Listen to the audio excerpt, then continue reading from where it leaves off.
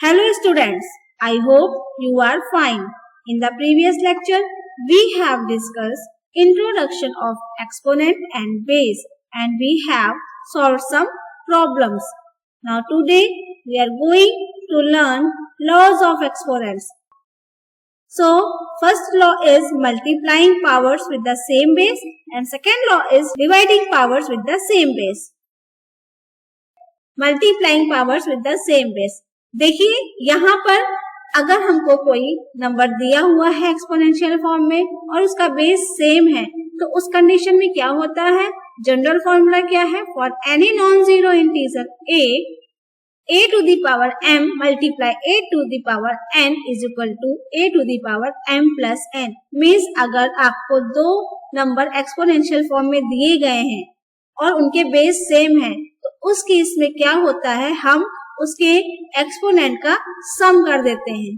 ठीक है, where m and n are whole numbers. यहाँ पर m और n कौन से नंबर्स हैं, होल नंबर्स हैं. होल नंबर्स मतलब 0, 1, 2, 3, 4 एंड सो ऑन. ठीक है, एग्जाम्पल देख लीजिए. जैसे मान लीजिए आपके पास लिखा हुआ है 2 raised to the power 3 multiply 2 raised to the power 5. ठीक है, तो इसका रिजल्ट क्या होगा. अगर आपको एक्सपोनेंशियल फॉर्म में लिखना है तो इसका मतलब ये नहीं है कि आप पहले इसको ओपन करो फिर इसको ओपन करो. ठीक है, तो इस केस में क्या होगा, जब बेस सेम होता है तो बेस हम वही रखते हैं और जो इसका एक्सपोनेंट होता है उसको हम क्या करते हैं, ऐड करते हैं. Means 3 plus 5 it becomes 2 raised to the power 8. ठीक है, ये होगा इसका एक्सपोनेंशियल फॉर्म अगर आप इसको सॉल्व करोगे. चाहे तो आप देख लीजिए 2 raised to the power 3 का मतलब क्या हुआ, 2 multiply 2 ये हो गया, मल्टीप्लाई का साइन ये लगाया. 2 raised to the power 5 का मतलब क्या हुआ, 2 multiply 2 5 टाइम्स ये लिख लिया. अब ओवरऑल आप देख लीजिए सब जगह 2 का ही मल्टीप्लाई हो रहा है मतलब बेस 2 ही रहेगा. कितने टाइम्स मल्टीप्लाई हुआ है, 1, 2, 3, 4, 5, 6, 7, 8 टाइम्स मल्टीप्लाई हुआ है मतलब 2 raised to the power 8. तो इतना एक्सपेंड करने से अच्छा है कि हम ये लॉ अप्लाई कर दें. ओके, मीन्स आपको अगर 2 नंबर्स एक्सपोनेंशियल फॉर्म में दिए गए हैं प्रोडक्ट फॉर्म में और उनका बेस सेम है तो हम क्या करते हैं, उसके एक्सपोनेंट का सम कर देते हैं, बेस वही रहता है. ओके, नेक्स्ट लॉ जो है वो क्या है, dividing powers with the same base. Means अगर आपको दो एक्सपोनेंशियल फॉर्म में नंबर दिए गए हैं उनके बेस सेम है और वो डिवाइड फॉर्म में है तो क्या होता है, उसका जनरल फॉर्मूला है for any non zero integer a to the power m divided by a to the power n that is equal to a to the power m minus n. Means अगर 2 exponential form में numbers आपको दिए गए हैं और उनके base same है तो हम डिवाइड ना करने की जगह उसके एक्सपोनेंट को सब्सट्रैक्ट कर देते हैं, बेस हमारा वही रहता है. जहां पर m और n क्या है, होल नंबर्स हैं. फॉर एग्जाम्पल जैसे मान लीजिए लिखा है 2 to the power 10 डिवाइडेड बाय 2 to the power 7. अब आप देखिए यहाँ पर ये लॉ अप्लाई करेंगे तो बेस क्या है, 2 है, दोनों में 2 है तो बेस हमारा 2 रहेगा और डिवाइड हो रहा है इसलिए इसके एक्सपोनेंट्स क्या हो जाएंगे, सब्सट्रैक्ट हो जाएंगे. मतलब 10 minus 7 that means 2 raised to the power क्या हो जाएगा, 10 में से 7 सब्सट्रैक्ट करेंगे तो क्या आएगा 3 यानी 2 raised to the power 3 आ गया. ठीक है, ये हमने लॉ अप्लाई करके किया. अगर आप सॉल्व करेंगे तो कैसे करेंगे, 2 raised to the power 10 मतलब ये न्यूमरेटर में रहेगा, 2 raised to the power 7 ये डिनोमिनेटर में रहेगा. ठीक है, अब आप क्या करेंगे, इसको ओपन करेंगे. 2 raised to the power 10 का मतलब क्या हुआ, 2 multiply 2 multiply 2 multiply 2 multiply 2 multiply 2 multiply 2 multiply 2 multiply 2 कितने टाइम्स, 10 टाइम्स, 1, 2, 3, 4, 5, 6, 7, 8, 9 एंड 1 10. ठीक है, और डिनोमिनेटर में क्या हो जाएगा, 2 multiply 2 multiply 2 multiply 2 multiply 2 multiply 2 multiply 2. ठीक है, ये 7 टाइम हो गया. अब देखिए ये इससे कैंसिल आउट हुआ, ये इससे कैंसिल आउट हुआ, ये इससे कैंसिल आउट हुआ, ये इससे कैंसिल आउट हुआ, ये इससे कैंसिल आउट हुआ, ये इससे हुआ और ये इससे हुआ. ठीक है, डिनोमिनेटर के सारे 2 कैंसिल आउट हो गए न्यूमरेटर से. न्यूमरेटर में अभी ये 3 2 बचे हुए हैं मल्टीप्लाई में तो इसको हम क्या लिखेंगे, बेस सबका सेम है तो 2 ही रहेगा. कितने टाइम्स मल्टीप्लाई हो रहा है, 1, 2, 3, 2 to the power 3. देखिए वही आंसर आया कि नहीं, ये लेंथी प्रोसेस हो गया और इसको हमने लॉ अप्लाई करके किया. ठीक है, तो यहाँ पर आपको लॉ अप्लाई करना है। ठीक है, चलिए अब हम एग्जांपल्स देखते हैं इन दोनों लॉ को अप्लाई करते हुए। First example is simplify and write in exponential form. आपको एक्सपोनेंशियल फॉर्म में लिखना है। देखिए फर्स्ट पार्ट क्या है, 2 raise to the power 5 multiply 2 raise to the power 3। ठीक है, तो क्या करेंगे, लॉ अप्लाई करेंगे। फर्स्ट लॉ क्या लिखेंगे, we know that a to the power m multiply a to the power n is equal to a to the power m plus n, ये होता है ना। तो 2 to the power 5 multiply 2 to the power 3 क्या हो जाएगा, 2 to the power 5 plus 3 that is equal to 2 to the power 5 plus 3 मतलब 2 to the power 8। मतलब आपका आंसर क्या आ गया, 2 raised to the power 8। ठीक है, एक्सपोनेंशियल फॉर्म में ये लिखा हुआ है।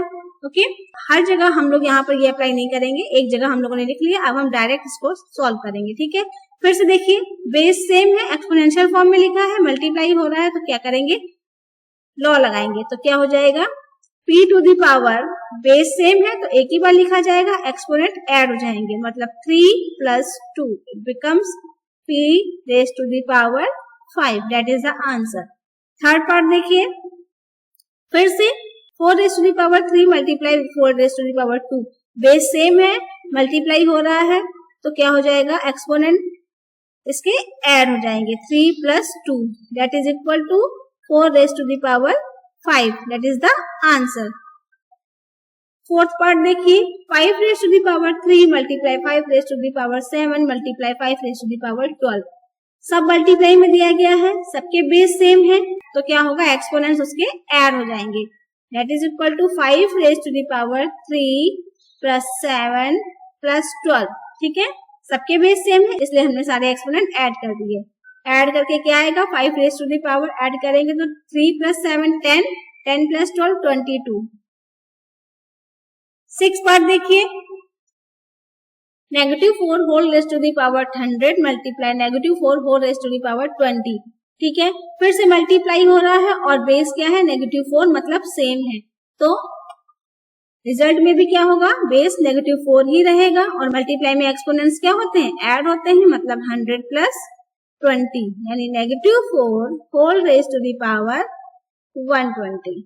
ठीक है, अच्छा ये बताइए अगर हम इसको ओपन करेंगे तो इसका आंसर जो आएगा वो नेगेटिव में आएगा कि पॉजिटिव में आएगा, कैसे चेक करेंगे, इसका एक्सपोनेंट चेक करेंगे। अगर एक्सपोनेंट इवन नंबर होगा तो पॉजिटिव में आएगा, अगर ऑड नंबर होगा तो नेगेटिव में आएगा। एक्सपोनेंट कैसा है, इवन नंबर है, मतलब अगर हम इसका आंसर निकालेंगे तो जो रिजल्ट आएगा वो कैसा आएगा, पॉजिटिव नंबर आएगा। ओके, चलिए फिलहाल हमको इसको सॉल्व नहीं करना है, हम सिर्फ यहाँ पर इसको आइडेंटिफाई कर रहे थे। नेक्स्ट देखिए, a raise to the power 3 multiply a raise to the power 2 multiply a raise to the power 3, सब मल्टीप्लाई हो रहा है, सबका बेस सेम है, मतलब बेस हमारा वही रहेगा, और जब मल्टीप्लाई में बेस सेम होता है तो एक्सपोनेंट्स क्या होते हैं, ऐड होते हैं, मतलब 3 plus 2 plus 7 it becomes a raise to the power 3 plus 2 5, 5 plus 7 12।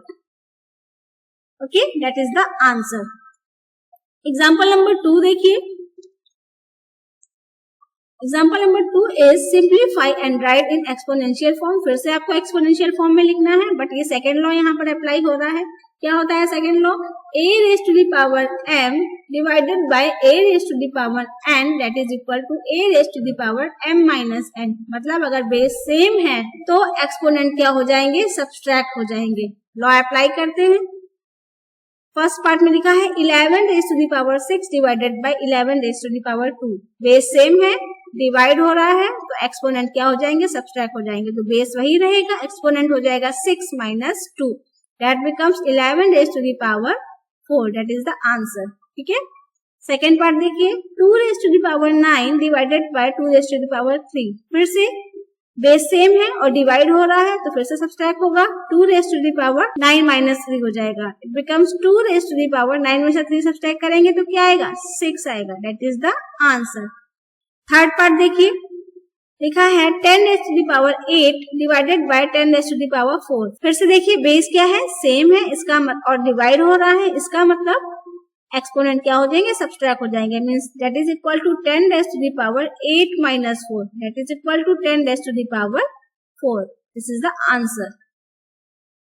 Next part देखिए, 9 raise to the power 11 divided by 9 raise to the power 7। फिर से बेस सेम है और डिवाइड हो रहा है, इसका मतलब एक्सपोनेंट सब्सट्रैक्ट होंगे। 9 raise to the power 11 minus 7 हो जाएगा। 9 raise to the power 11 minus 7, 11 में 7 सब्सट्रैक्ट करेंगे तो क्या आएगा, 4 आएगा। This is the answer. Next part, 20 raise to the power 15 divided by 20 raise to the power 30। Divide हो रहा है, बेस सेम है, तो हो जाएगा 20 raise to the power 15 minus 30 means 20 raise to the power 2। This is the answer. ठीक है, last part देखिए, 7 raise to the power 13 divided by 7 raise to the power 10। Base same है, डिवाइड हो रहा है, तो फिर से क्या होगा, सब्सट्रैक्ट हो जाएगा। 7 raise to the power 13 minus 10, exponent subtract हुए, 7 raise to the power 3। This is the answer. ठीक है, इस तरह से हम इसको सिंप्लीफाई करेंगे। एक चीज और ध्यान रखिएगा, अगर आपको यूनिट डिजिट में नंबर दिया है तो उसका एक्सपोनेंट आप लिख सकते हो ऐसे ही, बट अगर मान लीजिए आपको 2 डिजिट में नंबर दिया है तो उसको आप ब्रैकेट में लिखने की कोशिश करिएगा। जैसे फर्स्ट पार्ट में देखिए 11 रेज़ टू द पावर 4 लिखा है, यहाँ पर आप ये भी समझ सकते हो कि ये 1 रेज़ टू द पावर 4 है, इसलिए ये ना समझने की वजह से आप यहाँ पर ब्रैकेट अप्लाई कर सकते हो। जैसे ये नंबर हो गया, यहाँ पर थर्ड पार्ट में 10 रेज़ टू द पावर 4, तो आप ये लिख सकते हो। ठीक है, फिफ्थ पार्ट में देखिए 20 रेज़ टू द पावर 2, तो इसलिए इसको भी आप ब्रैकेट में लिख सकते हो ताकि ये आइडेंटिफाई हो जाए ये पूरे नंबर का पावर 2 है, 0 की पावर 2 नहीं है। ओके, तो ये आपने जो क्वेश्चन सीखे हैं ये 2 लॉज पर बेस्ड थे। Now we know that practice makes perfect, so you have to prepare the notes and solve these examples again, and then after this is your classwork. Here are 2 questions as related as your example. You have to solve it. After solving this classwork, check your answer which are given here. Thank you for watching. See you in the next video.